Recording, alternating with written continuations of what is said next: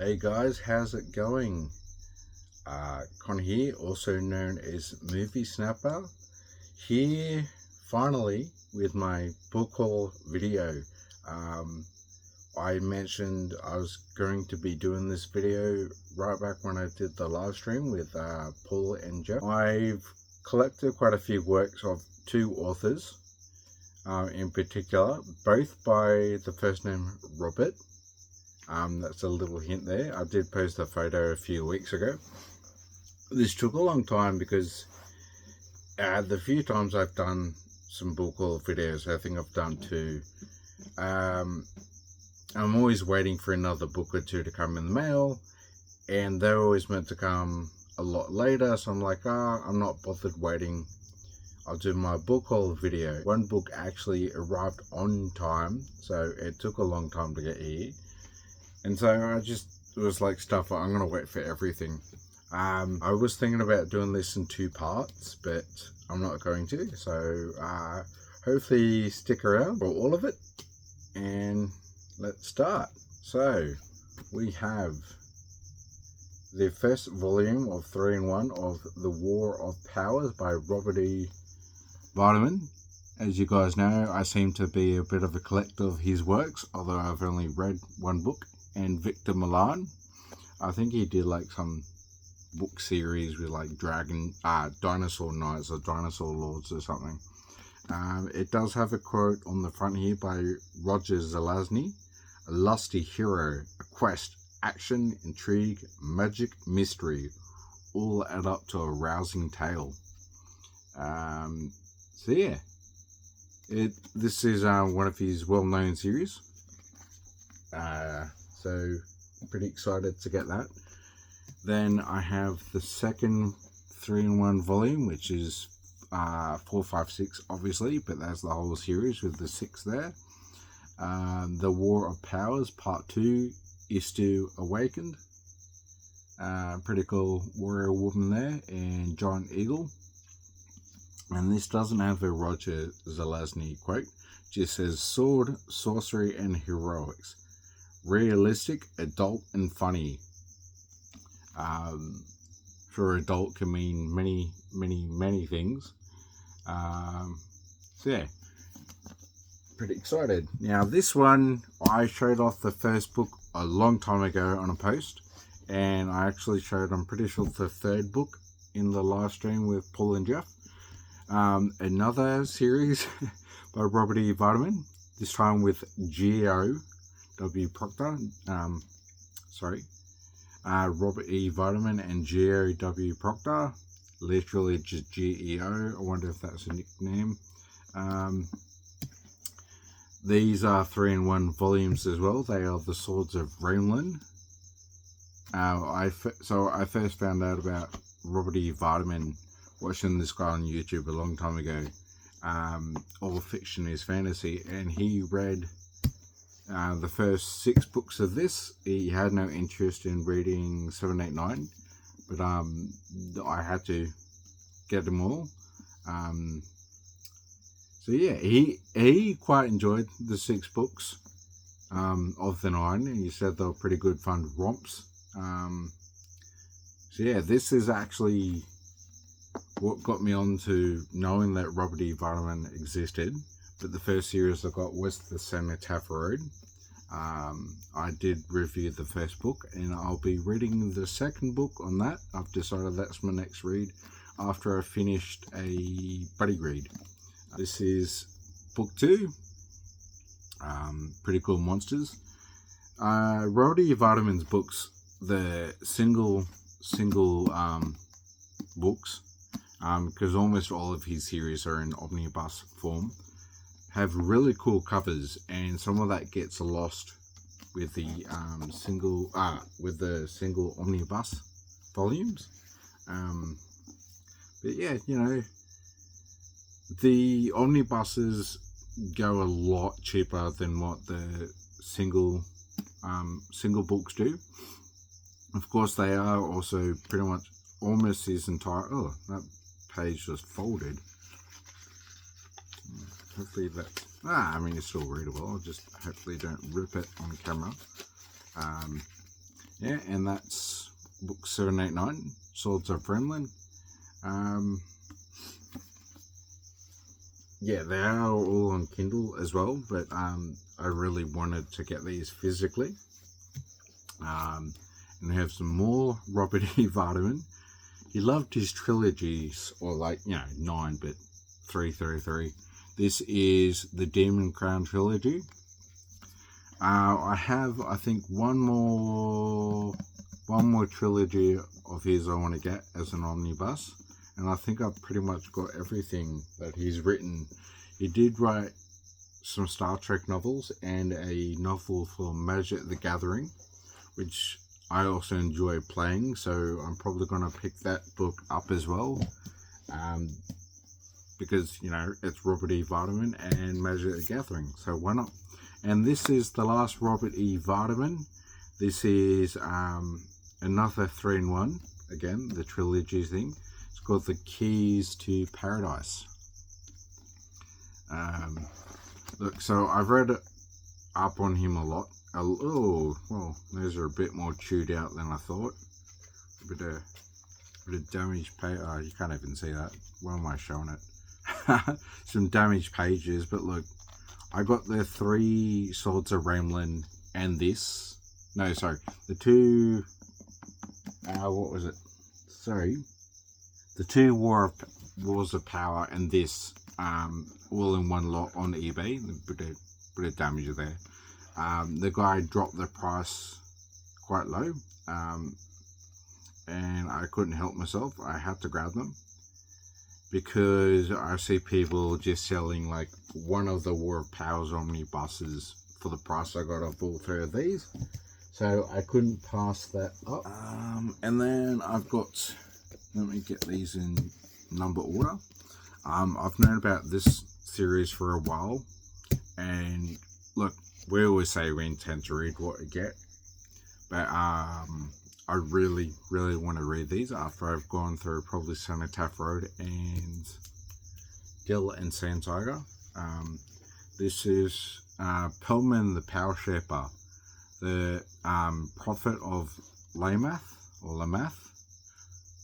So I got this trilogy off the same eBay guy as these Robert E. Vardaman ones. This is The Wizard in Waiting. It was pretty cool too that all 3 of these were like the same edition, so they all have that shared motif of the cover.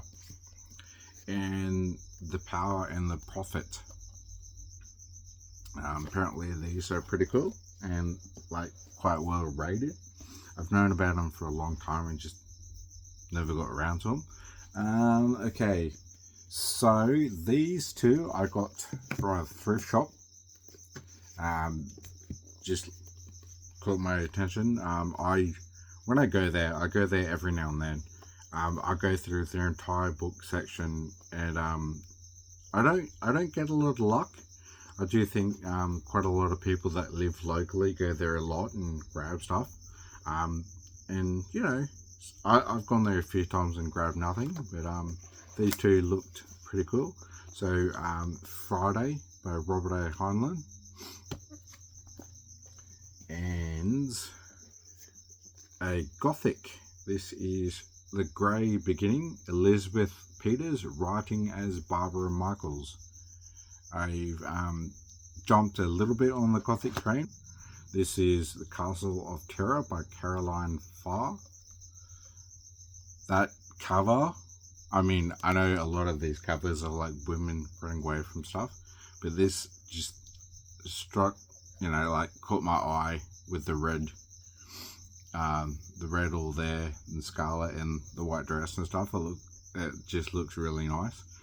She unleashed an ancient evil which threatened to destroy her. So, yeah. With a place called Stormhaven, I mean, that's obviously going to be bad, right?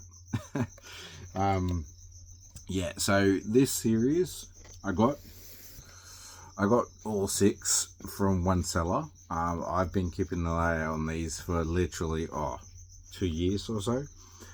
So going on YouTube, the first booktuber I ever found that when I started reading again, his name was Dutch Greybeard. I still watch him, and he talked about this series, that he started reading this as a teenager and he fell in love with it. And he said they're really important to him and they're really, really good reads. I mean, I'm a slow reader, so I've definitely bitten off more than I can chew with this. It's a 6-book series, and they're all really big. But they are the Duncton Chronicles series. So Duncton Wood by William Horwood. That's book number 1, as you can see there. But you know, maybe one day when I'm older and you know I might have more time. Duncton Quest. So they're about moles. And we have Duncton Found. Yeah. And then this next trilogy is on these books. It's known as the Book of Silence. So we have Duncton Tales.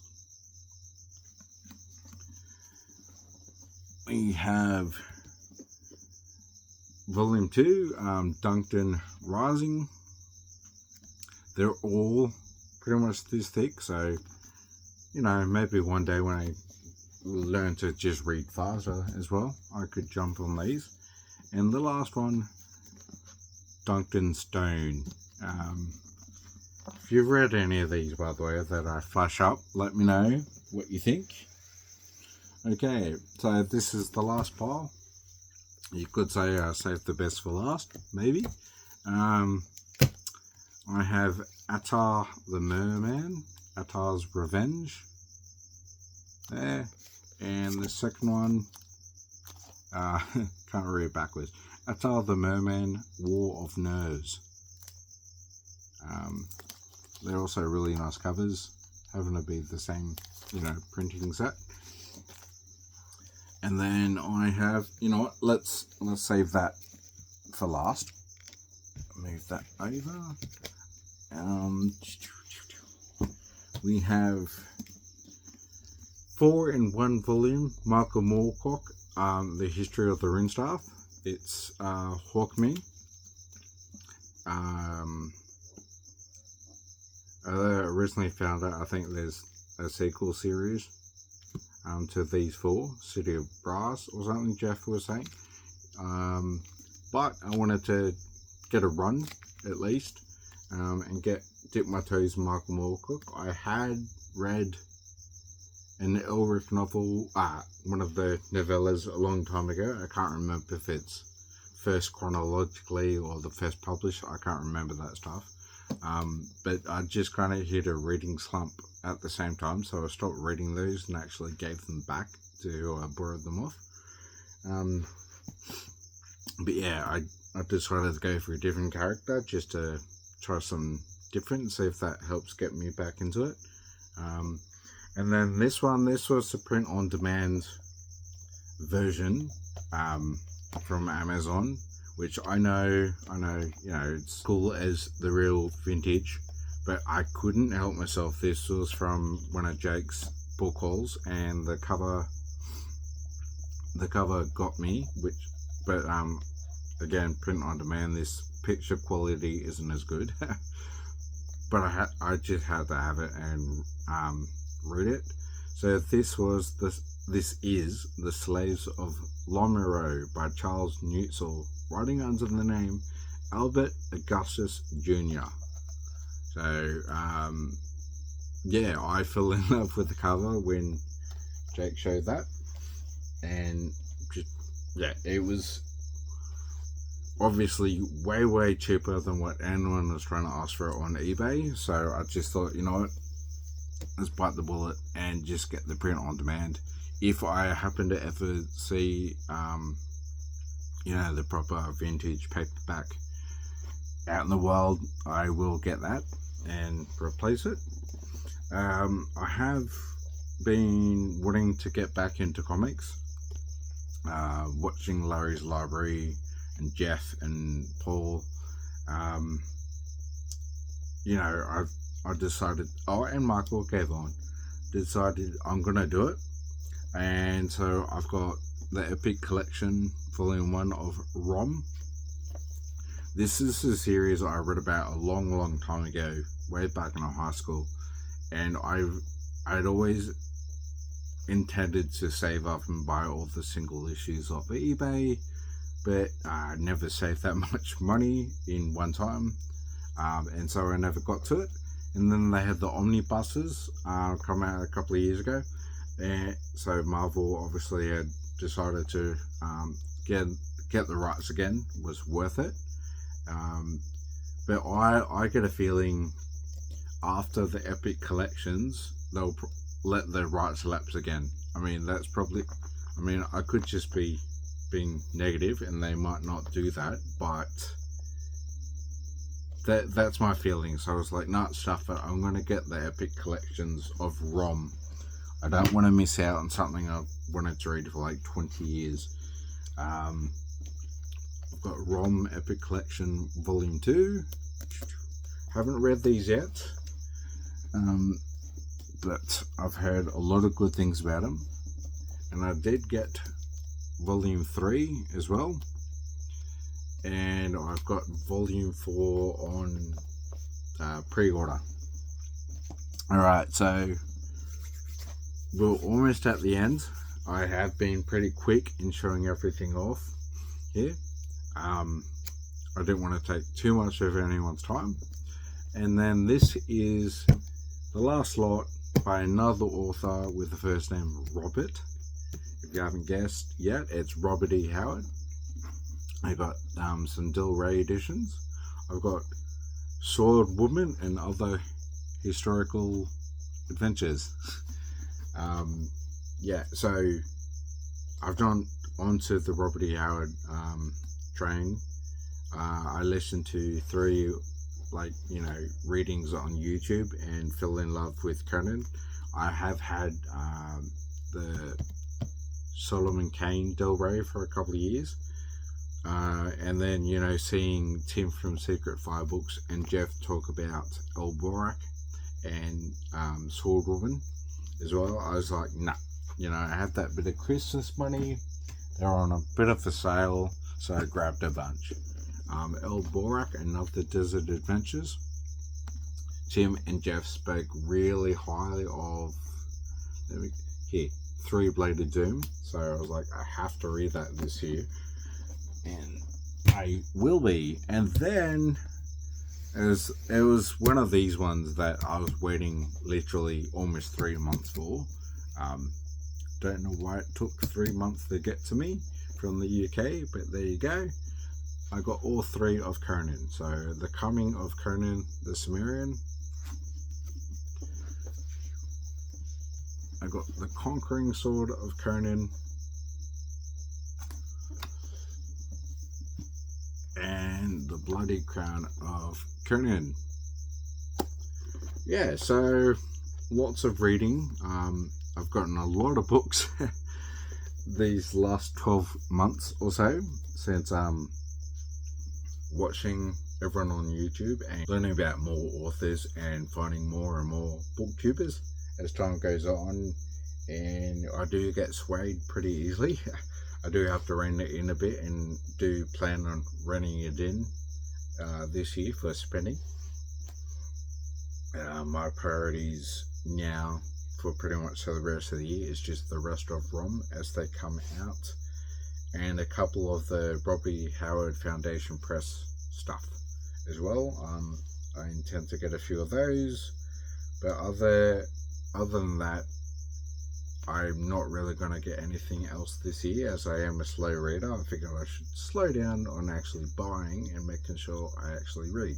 If you've been watching this video and you stay till the end, maybe you can answer the question, what's your favorite topping on toast? Don't know why, that's what came to me. Anyway, thanks for watching guys. Like always, enjoy reading and enjoy life.